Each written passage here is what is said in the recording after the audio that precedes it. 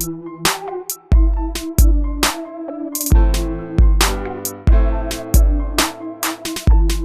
Cinema ఓ అద్భుతమైన కట్టుకథ. ఎక్కడి నుండో ఓ కొన్ని ఊహలను పాత్రల రూపంలో చిత్రీకరించి మలచి సగటు ప్రేక్షకుని మన్ననల కోసం అల్లాడి ఓ ఆరాటమే సినిమా.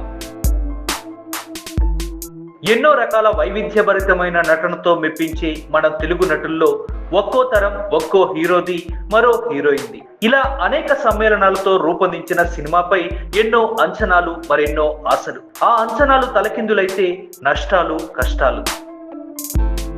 ఇలా ఈ తరం చిత్రాలు ఎన్నెన్నో ప్రేక్షకులను మెప్పించాలని, అంచనాలకు అందని ఊహలను, ప్రత్యేకమైన పాత్రలను రూపకల్పన చేసి అసాధ్యాన్ని సుసాధ్యంగా, సగటు ప్రేక్షకునికి టికెట్ భారంగా, ప్రొడ్యూసర్లకు నష్టంగా మారిపోయిన వేళ మన ట్రోల్స్, మన మీమ్స్, ఇలా మనలో మనమే నా హీరో నీ హీరో అంటూ కలెక్షన్ల సునామీ అంటూ తప్పులను ఒప్పులుగా, ఒప్పులను తప్పులుగా చూపటం, ఆపై ఓదార్పులు.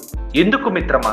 సినిమా ఓ వినోదం, సినిమా ఓ ఉల్లాసం, సినిమా ఓ జ్ఞాపకం, సినిమా ఓ అద్భుత కల్పన. తెలుగు సినిమా భవిష్యత్తును ఎల్లలు లేని ఓ అద్భుత దృశ్య కావ్యంగా నిలుపుదాం. సినిమాను ఆదరిద్దాం, పైరసీలను తుంచేద్దాం. జయ హో భారత్, వందే విశ్వ భారత్.